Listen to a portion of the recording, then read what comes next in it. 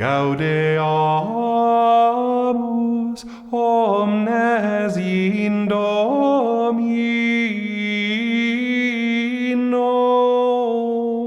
diem festum celebrantes, sub honore sanctorum omnium. Welcome to The Way of the Fathers. I'm Jim Papandrea. This podcast is a production of Catholic Culture. Sign up for our newsletter at catholicculture.org/newsletter. Today we continue our series on the Doctors of the Church with our second episode on St. John Henry Cardinal Newman. John Henry Newman is one of my favorite 19th century authors, not just for his deep and logical thought on doctrine, but because he was also a novelist, contemporary with Charles Dickens, though I find him more accessible than Dickens. He was also contemporary with John Nelson Darby, who was famous for inventing dispensationalism and the concept of the rapture, though I can't remember any place where Newman addresses these recent innovations directly, which is kind of ironic because they would have made great examples of corruptions of church teaching and biblical interpretation for his essay on the development of doctrine. But he did witness the First Vatican Council, and he helped explain and clarify the dogmatic confirmation of papal infallibility, as well as the Immaculate Conception. St. John Henry Newman's legacy is profound. As I mentioned in the last episode, Newman and his colleagues wrote a series of tracts called Tracts for the Times. These include an exploration of the core essentials of the Christian faith that would eventually lead him to Catholicism. And he would write a retractation of anti-Catholic statements. He wrote The Idea of a University, which would be hugely influential on later Catholic thought and practice with regard to education. He wrote his Apologia pro sua vita, the justification for his life, which was really a justification for his conversion to Catholicism. And he wrote many lectures and sermons and meditations on the Blessed Virgin. These often come in various compilations, and I have one I really like called The Mystical Rose, which is a collection of meditations on Our Lady and on Marian doctrine, and I'll put a link to that in the description. But it was the essay on the development of Christian doctrine that has had perhaps the most influence after his time. As I mentioned in the last episode, the issue is how to clarify the difference between a legitimate development in the Church, which is not specifically mentioned in the New Testament, like making the sign of the cross or even having a New Testament, as opposed to a corruption or a change that compromises the traditional faith, which would be, in St. Paul's words, a different gospel. Newman answers that question in the essay on the development of doctrine. Doctrine and practice can develop, but they cannot evolve. That is, they cannot become something inconsistent and incompatible with prior orthodoxy. He uses the analogy of a seed. Legitimate development is like a seed growing into what it was meant to be. An acorn grows into an oak tree and no other kind of tree. There's nothing inconsistent or corrupted about the oak tree in comparison to the acorn. The acorn is fulfilled in the oak tree. But to try to make the acorn become some other kind of tree would be not development, but mutation. Development, simply put, is growth, and no one should expect the Church not to have grown. Even Christianity itself, says Newman, is a development of Judaism. The gospel is a development of the law, and this according to Jesus. From "you have heard it said" to "but I tell you" is a development. And yet not one stroke of the law is nullified. Jesus said he came not to destroy the law, but to fulfill it. So development is fulfillment. Corruption, on the other hand, is destruction. The table of contents of the New Testament is a development from the Septuagint, the Bible of the Apostles. The resurrection body is a development of the body that was buried. development is growth. Newman said, development is proof of life. But corruption ends growth. It kills, decays, and divides. And division is a corruption, a breaking down. To evolve or mutate is a corruption, becoming something the original was not and was never meant to be. To illustrate this last point, Newman says this, and keep in mind this is in 1845. Now this is a bit of a paraphrase, but this is what he said. Presbyterianism has maintained its original theology in Scotland only because it's enforced by law. But where it is not enforced by law, it turns into Arianism or Unitarianism. In other words, the natural end of Protestantism is heresy and schism. And so Newman gives us this definition of legitimate development in religion. A true development, then, may be described as one which preserves the course of development which went before it. It is that development and something more. It is an addition which illustrates, not obscures, corroborates, not corrects, the body of thought from which it proceeds. And this is its characteristic, as contrasted with a corruption. To say that the church should not change at all, which is fundamentalism, is to say that the church should be static and dead. But to say that the church should change with the times, which is liberalism, is to say that the church should evolve in a way that would be a corruption, that would make the church become something other than the thing that Jesus founded with his apostles. So, true development is the balance of the middle way between no change at all and a corrupting, mutating evolution. But the real bottom line issue for St. John Henry Newman, as it was for many of us, is this. What, if anything, is a real barrier to joining with Catholicism? His conclusion is that nothing in Catholicism is a barrier to becoming Catholic. But there is plenty within Protestant denominations that, when examined, is revealed to be a deviation from the original faith. Therefore, to really look at the historic faith, the faith of the apostles, their immediate disciples, the church fathers, is to find the Catholic Church. In other words, the burden of proof is not on the Catholic Church to justify its teachings and practices. The burden of proof is on the Protestants to justify their existence. Newman uses St. Thomas Aquinas' teachings on substance and accidents to clarify that the very substance of the Christian faith, that which is essential to it, is found in the early church and subsequently in the Catholic Church, which bears the most continuity with the early church. And so regardless of what accidents, or as some might say, non-essentials there are, the substance of the faith is to be found in Catholicism. He said, whatever historical Christianity is, it is not Protestantism. All of which led him to what is perhaps his most famous quote, "To be deep in history is to cease to be Protestant." And as I said, he came into the Catholic Church before he even finished writing the document. The methodology of the Essay on the Development of Doctrine is behind everything I do as a teacher and as a scholar of early and medieval Christianity. And it must have been so in my mentors too, whether they knew it or not, because I've been using this methodology from long before I ever read the essay. And when I did read the essay, already having become Catholic, it all fell into place for me. Now, I said Newman is one of my favorite 19th century authors, and believe it or not, this doctor of the church also wrote fiction.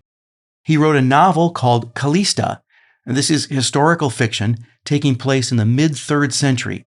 It's the story of a fictional group of North African Christians in the midst of persecution, and Newman does a masterful job of describing the situation of early Christians and including the hope of the early Christians in contrast with the hopelessness of idolatry and godlessness. But the novel I liked even more than that is called Loss and Gain. As I mentioned in the last episode, this is a semi-autobiographical novel about an Anglican scholar named Redding who becomes Catholic. It's surprising that this is not at all a work of apologetics. In the story, Redding is converted without ever meeting a Catholic priest or setting foot in a Catholic church.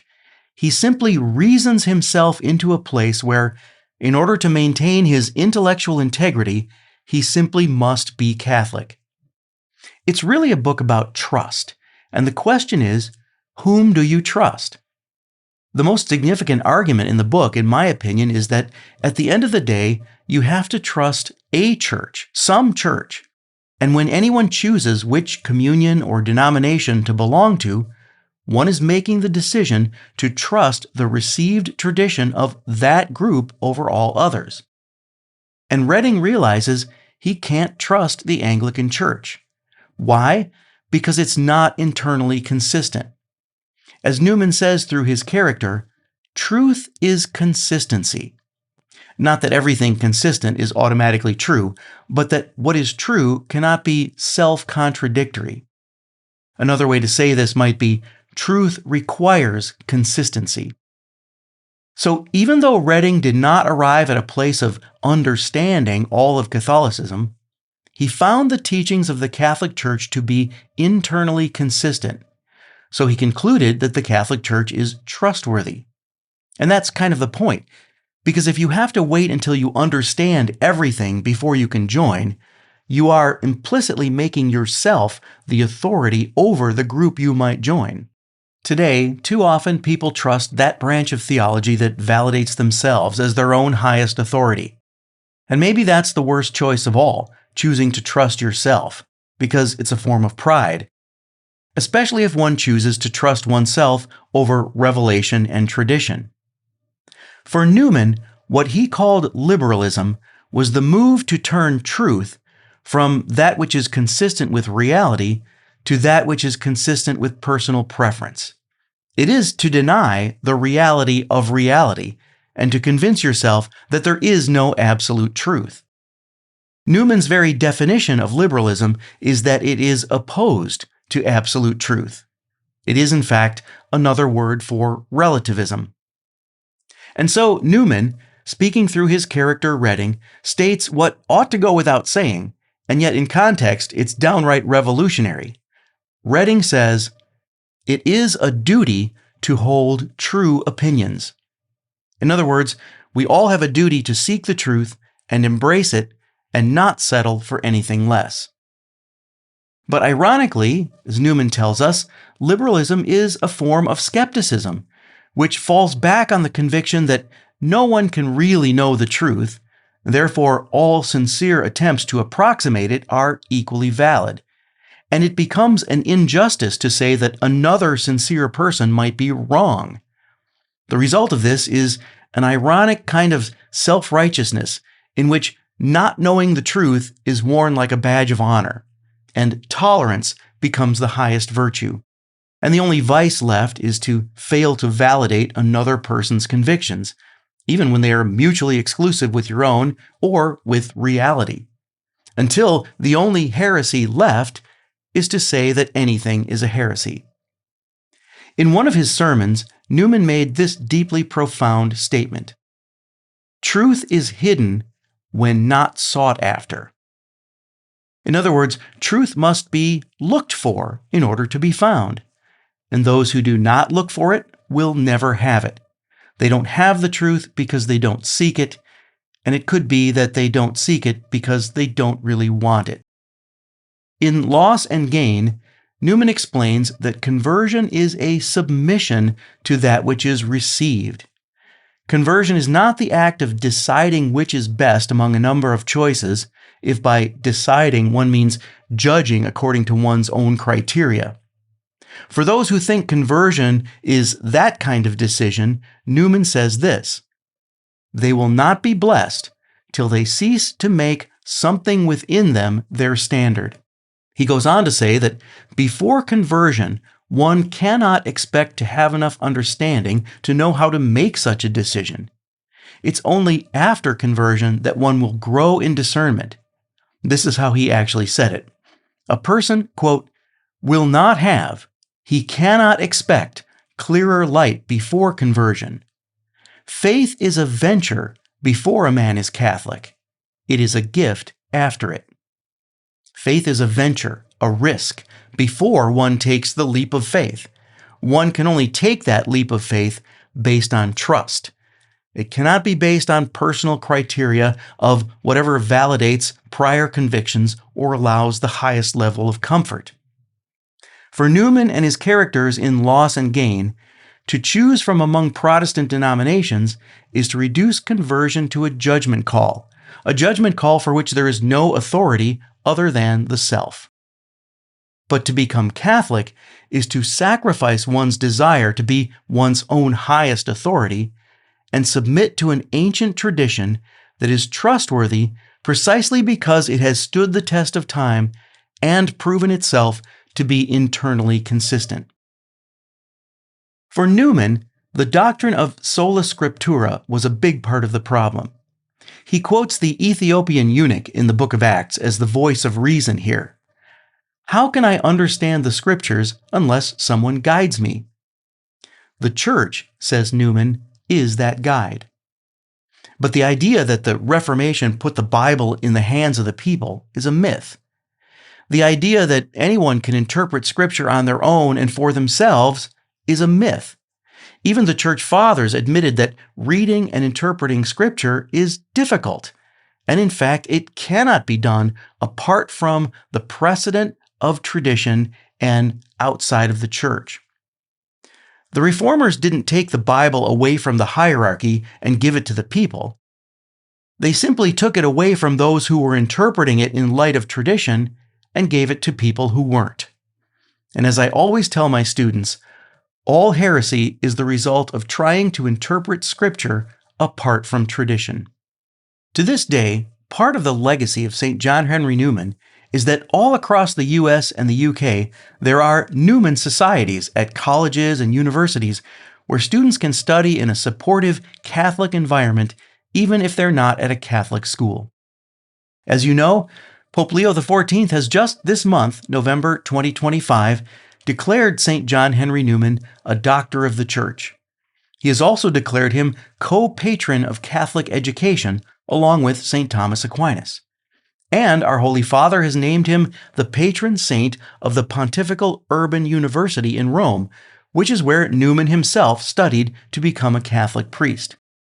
And our Holy Father has named him the patron saint of the Pontifical Urban University in Rome, which is where Newman himself studied to become a Catholic priest. Pope Leo said he named Newman a patron of his alma mater, quote, so that he may intercede for this academic institution and be, for those who are formed there for the missionary service of the Church, a shining example of faith and the sincere search for truth. It's been suggested that St. John Henry Newman should be called the Doctor of Friendship because of the way he and his closest friends mutually challenged each other to greater holiness and more rigorous and intellectually honest scholarship, and eventually encouraged each other into Catholicism, though of course in that, Newman himself was the trailblazer and the others followed. I want to end with a word to our Protestant listeners. If you've made it this far, thank you.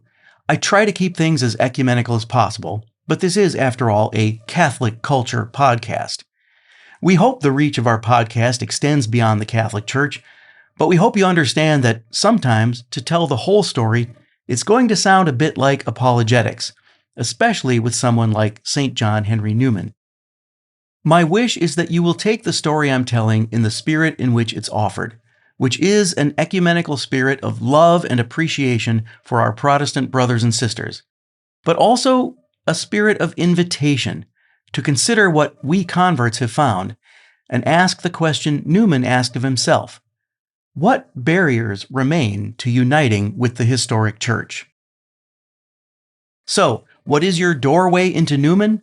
Well, apart from just diving in and reading Newman in his own words, which, by the way, we can actually do with him since he wrote in English, for an introduction to Newman, I really like a little book called Holiness in a Secular Age, The Witness of Cardinal Newman, by Father Juan Velez. It's got a good introduction to his life, and there is a chapter on Newman and friendship, so of course I'll give you a link to that in the description. But as far as reading him in his own words, I would start with either the Essay on the Development of Doctrine, if you want something more deeply theological, or one of his novels, if you don't. Of course, his Apologia pro sua vita is also a beautiful book that reads like a story, but gives you an amazing insight, in his own words, into his thought process at crucial points in his journey. So maybe that book is the best of both worlds in one. It was during St. John Henry Newman's life that St. Francis de Sales was declared a doctor of the Church. Newman was asked to advocate in favor of the declaration, and it's said that in that context, Newman wondered about how the doctors were chosen and why some were chosen and not others. It's said that he wondered why there were, at that time, no women named as doctors of the Church, and he pointed to St. Catherine of Siena as one whom he thought should be. Well, with that, we go back to our chronological list of doctors, and our next doctor is St. Catherine of Siena. But for those of you who are listening along as we go and keeping up with us, I'll be taking off next month, December 2025. I have the Way of the Fathers pilgrimage with Mike Aquilina in December. But don't worry if you missed that pilgrimage, because we're going to Rome in October of 2026, so stay tuned for that. In the meantime, I'll be back in January of 2026 with St. Catherine of Siena. Thanks for listening. De quorum solemnitate gaudent angeli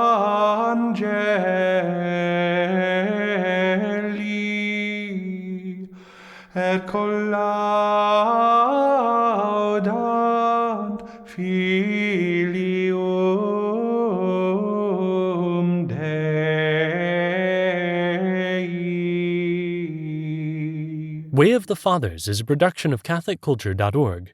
Check out our other podcasts, including Catholic Culture audiobooks, bringing to life classic Catholic writings, Criteria, the Catholic Film Podcast, featuring deep analysis of great films from a Catholic perspective, and the Catholic Culture Podcast, an interview show exploring Catholic arts, culture, and issues. You'll find all of this, as well as Catholic news, commentary, liturgical year resources, and much more at CatholicCulture.org.